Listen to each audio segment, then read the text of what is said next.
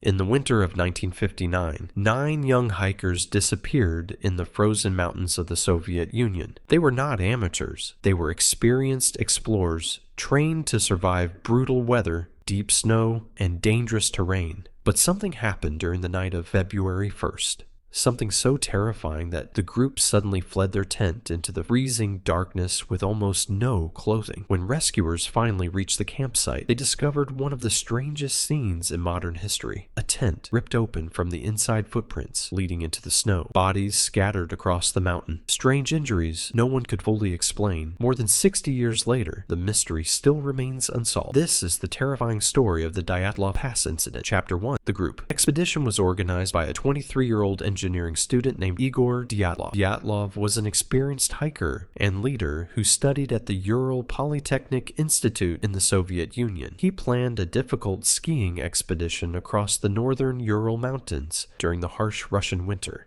The journey would earn the hikers a prestigious hiking certification, one of the highest levels available in the Soviet Union. Igor Dyatlov, Zinaida Kolmogorova, Yuri Doroshenko, Yuri Krivonishenko, Rustem Slobodin, Lyudmila Dubinina, Alexander Kolovatov, Nikolai Thibault-Brignol, Semyon Zolotaryov. Most of them were students in their early 20s. They were intelligent, athletic, and highly experienced in winter survival. A 10th member named Yuri Yudin joined the expedition at first, but became sick early in the journey and turned back before reaching the mountains. That decision would save his life. Years later, Yudin said, "I wish I knew what happened to my friends." Chapter 2. Into the Mountains. The group began their journey in late January 1959. At first, everything seemed normal. They traveled by train and truck before beginning the difficult ski expedition through deep snow and freezing winds. The hikers kept journals and took photographs along the way. Many of the recovered photos show smiling faces, jokes, and moments of friendship. No one appeared afraid. No one imagined what was coming. As they moved deeper into the mountains, weather conditions became worse. Snowstorms reduced visibility. Temperatures dropped far below freezing, but the group continued forward. On February 1st, the hikers reached the slope of a mountain called Kholat-Syakhl. The name comes from the language of the indigenous Mansi people. It roughly means Mountain of the Dead. Chapter 3. The last night, the hikers decided to camp directly on the exposed mountain slope rather than move into the shelter of the nearby forest. Investigators later believed Dyatlov may have wanted to practice camping in difficult conditions. The group set up their large tent and prepared for the night. This would be the final time they were ever seen alive. Sometime during the night, disaster struck. Exactly what happened remains unknown, but investigators discovered evidence suggesting the hikers suddenly panicked. The tent was later found ripped open from the inside. Instead of leaving normally through the entrance, the hikers appeared to slash through the fabric to escape quickly. Then they ran into the freezing darkness. Some were barefoot, others wore only socks or underwear. Outside, temperatures may have reached minus 30 degrees Celsius. Without proper clothing, survival was almost impossible. So what could force experienced hikers to abandon shelter in deadly weather? That question still haunts investigators today. Chapter 4. Silence. The hikers were expected to send a message once they completed the expedition, but no message came. At first, nobody worried too much because delays were common during winter expeditions. But after several days passed, concern began to grow. Friends and family demanded a search operation. Soon, rescue teams entered the mountains. Volunteers, students, police officers, and soldiers joined the search. Aircraft flew overhead looking for signs of the missing hikers. Finally, on February 26th, rescuers discovered the abandoned campsite. What they found was deeply disturbing.